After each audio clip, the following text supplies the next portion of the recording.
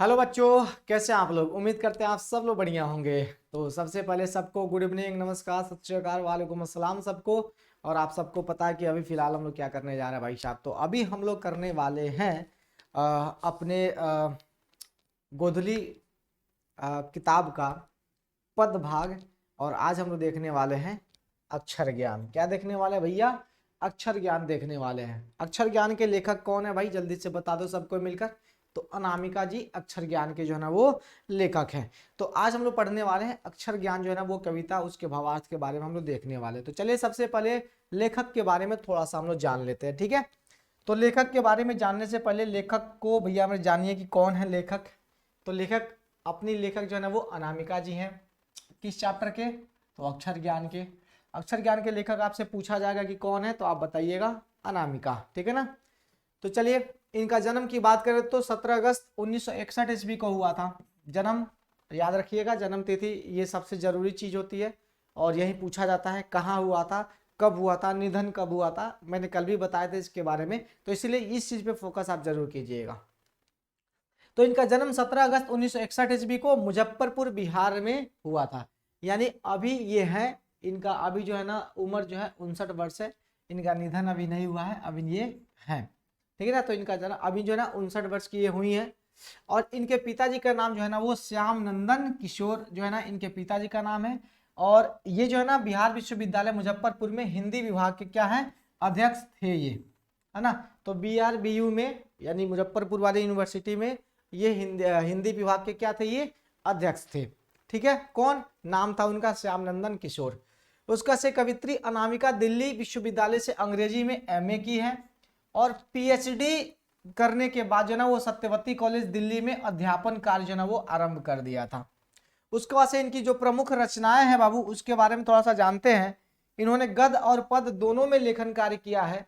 जैसे इन्होंने किया सर गलत पत्तों की चिट्ठी, है ना, गलत पत्तों की चिट्ठी।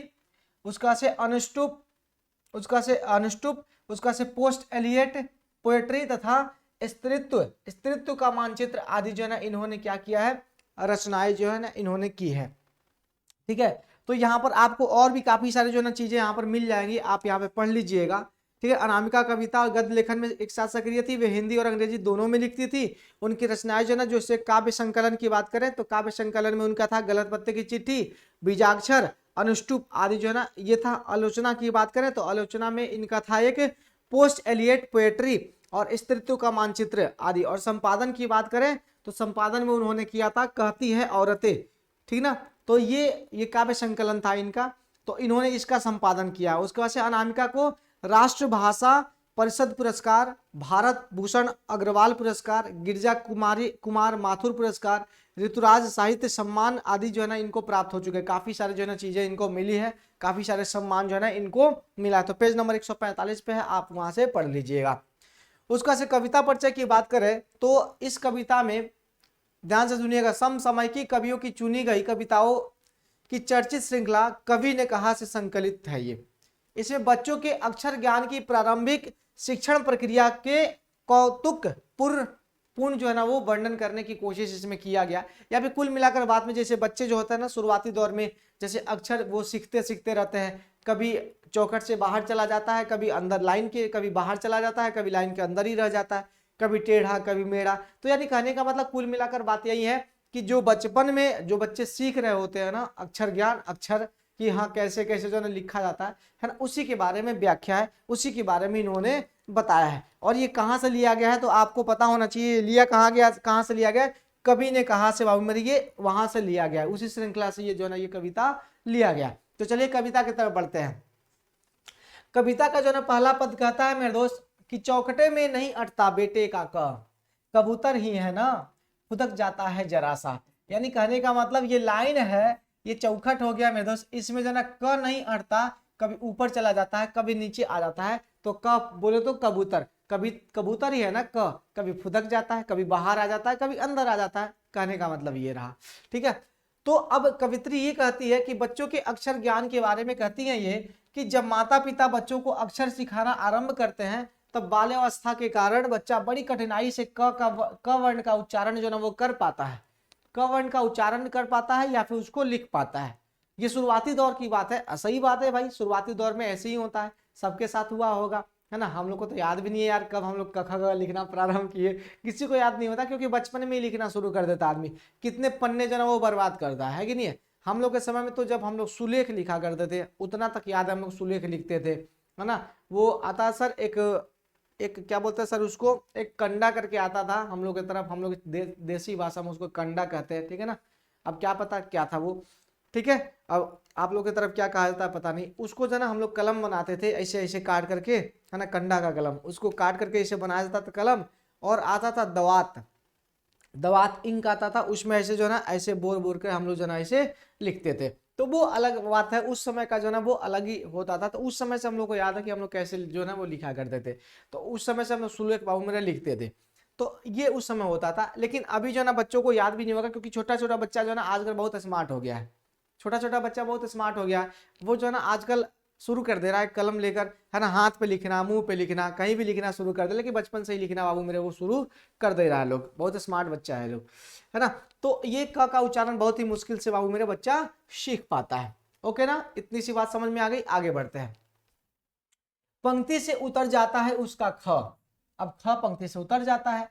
खरगोश की खालिश बेचैनी में, है ना, ख बोले तो खरगोश की बात है। खरगोश की खालिश बेचैनी में गमले सा टूटता हुआ ग और घड़े सा लुढ़कता हुआ घ। सभी की बात बताया जा रहा है, सभी वर्ण जो है ना इसमें है। इसके बाद से ख वर्ण की बारी आती है। इस प्रकार ग घ वर्ण की बारी जो है ना वो आती है, बच्चा बारी बारी से सबको सीखता है, लेकिन अबोधता के कारण बच्चा इन वर्णों को क्रम से नहीं बोल पाता। कभी क कहना भूल जाता है तो कभी ख कहना भूल जाता है। इसका मतलब ये है कि पंक्ति प्रारंभिक जीवन जो है ना, प्रारंभिक जीवन सही गलत के बीच ये झूलता रहता है, जैसे क ख ग घ के सही ज्ञान के लिए बेचैन रहता है कि भैया मेरे हमको जो ना सही से कब याद हो जाएगा, सही से कब याद हो जाएगा। पहले क कहता है, कभी घ कह देता है, फिर पहले पहले ग कह देता है, फिर ख कहता है। तो ऐसे जो ना इसी बेचैनी में बाबू मेरे वो बच्चा रहता है, और उसे ऐसा आभास होता है कि हम कब जो है ना हम सही से जो ना बोलना सीख लें, सही से जो ना हमको ये चीजें जो ना वो याद हो जाए, इसी बेचैनी में वो रहता है। आगे देखते हैं। अंग पर आकर थमक जाता है, उससे नहीं साधता अंग। अंग के ड को वह समझता है माँ, और उसके बगल में बिंदु को मानता है गोदी में बैठा बेटा। क्या बात है सर ड को मान लिया, ये क्या मान लिया, ड को मान लिया माँ, और अंग को जो है ना इसके बगल में गोदी में बैठा जो है ना ये बिंदु होता है ना अंग में, तो ये हो जाता है क्या, उसका बेटा। क्या बात है, कितना अच्छा बात जो है ना वो समझ रहा है सुनो, तो कवित्री कहती है कि अक्षर ज्ञान की प्रारंभिक शिक्षा जो है ना, शिक्षा पाने वाला बच्चा जो है वो क वर्ण के पंचमाक्षर वर्ण यानी अंग का जो है ना वो ट वर्ग का ड तथा अनुस्वार वर्ण को गोदी में बैठा हुआ बेटा जो है ना वो मान लेता है। बच्चा को लगता है कि ड वर्ण के आगे अनुस्वार लगने के कारण अंग वर्ण जो है ना वो बन गया है। ऐसा जो है ना उनके अंदर भाव उत्पन्न होता है कि अच्छा ट में तो ऐसा ही है, ट का पंचमाक्षर यही है, और ट ठ ड नहीं, ट वाला जो है ना ट ठ ड तीसरे नंबर पे आता है, और ये वाला जो है ना अंग क ख ग का पंचमाक्षर है, ये अंग, ये दोनों एक ही है, बस केवल उसकी गोदी में एक बच्चा जो है ना वो बैठ गया है। तो ऐसा भाव जो है ना बच्चे के अंदर आता है। फिर आगे क्या होता है, माँ बेटे सदते नहीं उससे, और उन्हें लिख लेने की अनवरत कोशिश में उसके आ जाते हैं आंसू, और पहली विफलता पर छलके आंसू ही है शायद प्रथमाक्षर सृष्टि की विकास कथा के। बहुत बढ़िया बात कहा गया यहाँ पर, देखो अब इस अंगा को वो लिख ही नहीं पाता है ना, इस अंगा को वो लिख ही नहीं पाता है कि हाँ इस अंगा को हम लिखे कैसे। इस माँ बेटे में भैया मेरे ये उलझ कर रह जाता है, और लेकिन कोशिश छोड़ता नहीं है, लगातार वो कोशिश करते रहता, लगातार कोशिश करते रहता कि इसको हम लिखे, इसको हम कैसे लिखे, और इसी कोशिश में उसके आंसू जो है ना वो छलक जाते हैं, लेकिन फिर भी कोशिश बाबू मेरे वो छोड़ता नहीं है। और यही बात जो है ना जरा ध्यान से सुनिएगा, यही जो है ना यही जो है ना पंचमाक्षर जो है, यही जो है ना पंचमाक्षर जीवन की विकास कथा का प्रथम सोपान है। इसका मतलब हमने जो है ना पहला जो है ना हमने ये क्या बोलते हैं, हमने वो वर्ण जो है ना हमने पहला सीख लिया है, हमने पहला जो है ना क ख ग से लेकर पंचमाक्षर तक पहला हमने यहाँ से सीख लिया। अब आगे की बारी हम आगे बढ़ेंगे। तो ये जो है ना ये जीवन विकास की जो है ना ये कथा है। आगे बढ़ते हैं। अच्छा यहाँ पर बाबू मेरे ये अंगा तक हम लोग पहुंच गए, अंगा वाले महोदय समाप्त हो गए। अच्छा अच्छा, तो सबको आपको तो याद ही है कि नहीं है? तो क ख ग पढ़ ही लिए और आगे पढ़िए। चलिए ऑब्जेक्टिव के चक्कर में पढ़ते हैं, थोड़ा सा देखते हैं ऑब्जेक्टिव। ओके बाबू, जरा ध्यान से सुनिएगा। चलिए ऑब्जेक्टिव को हम यहाँ से इंपोर्ट कर लेते हैं और बस हो गया खत्म। और क्या चाहिए इसमें?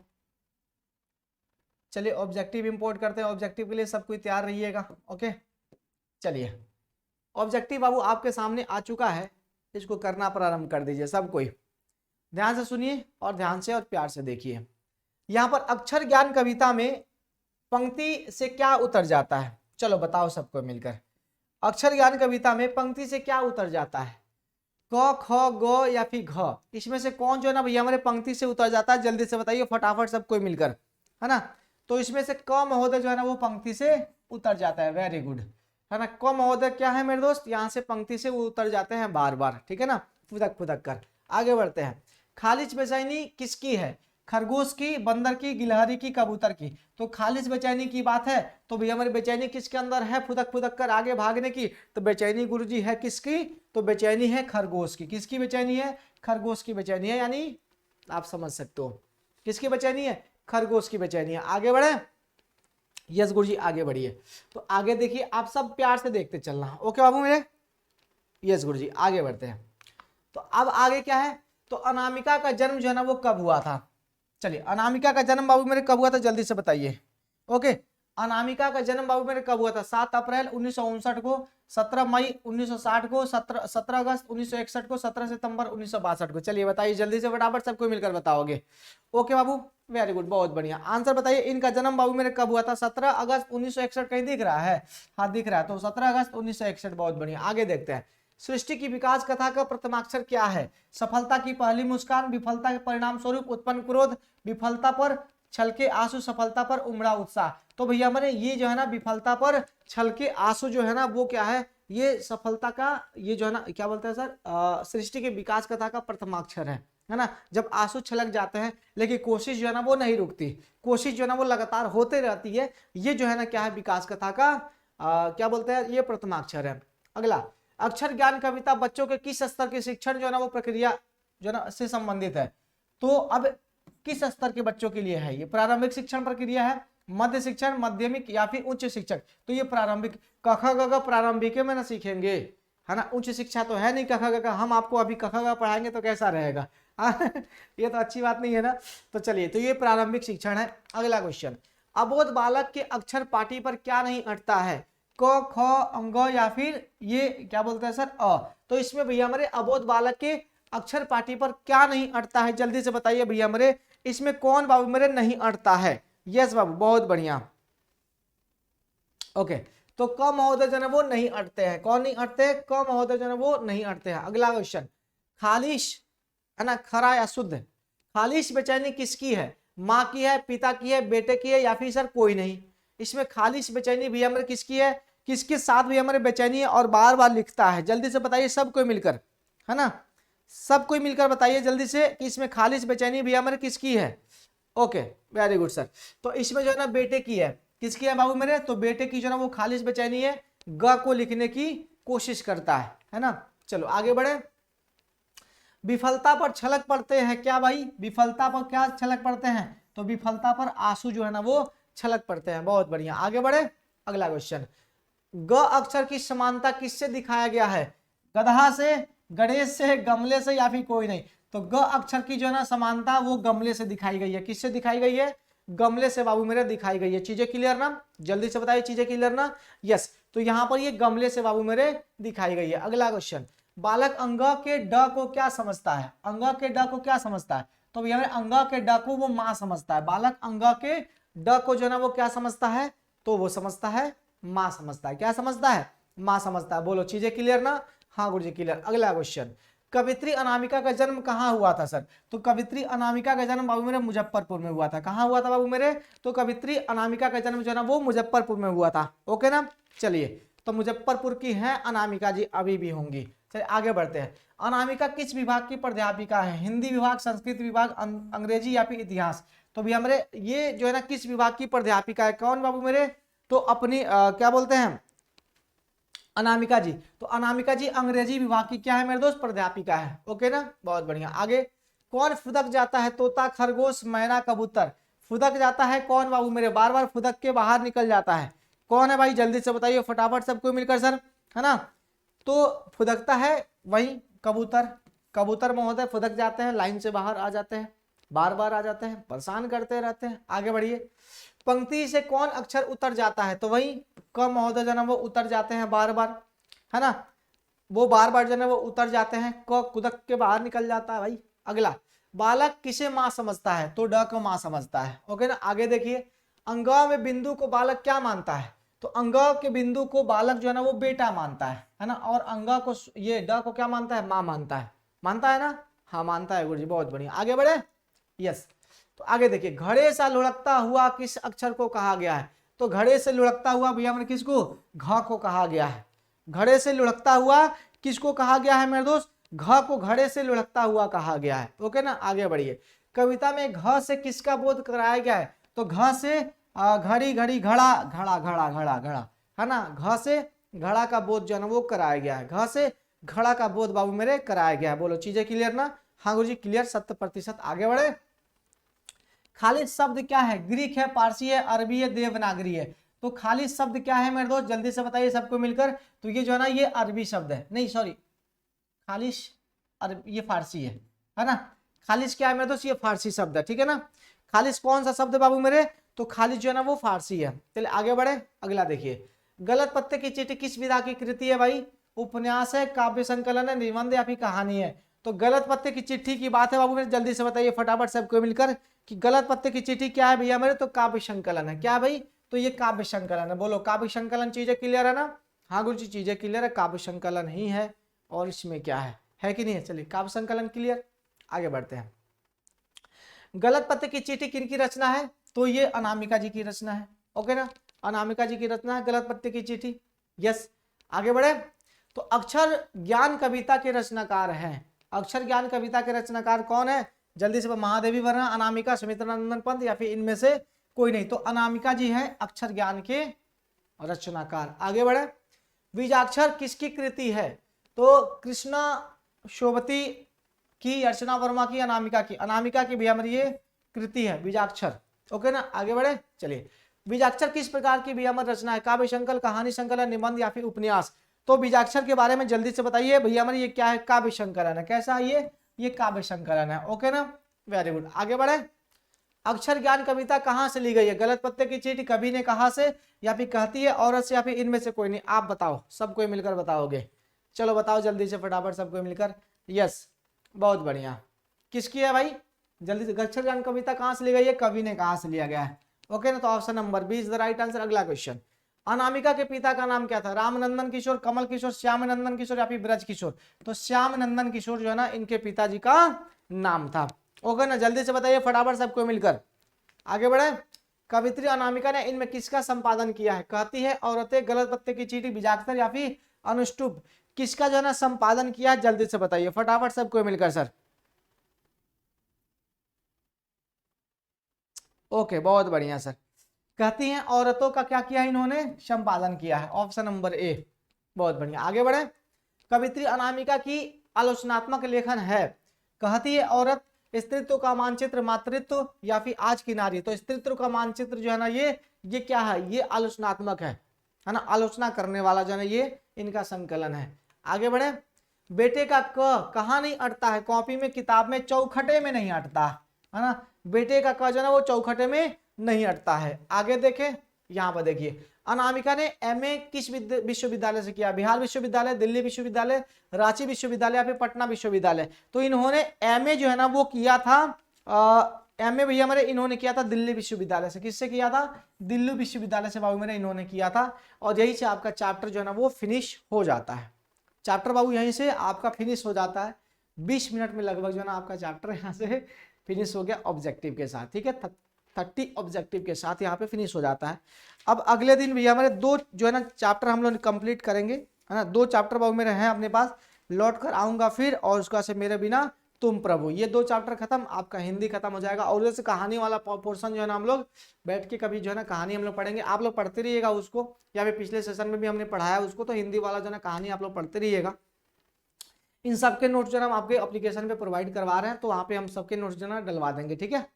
तो चलिए बहुत बहुत धन्यवाद सबको, take care, have a nice day sir, good night, शुभ रात्रि। फिर मिलते हैं क्रैश कोर्स में एप्लीकेशन पे, तब तक के लिए बाय बाय, नमस्कार, थैंक यू।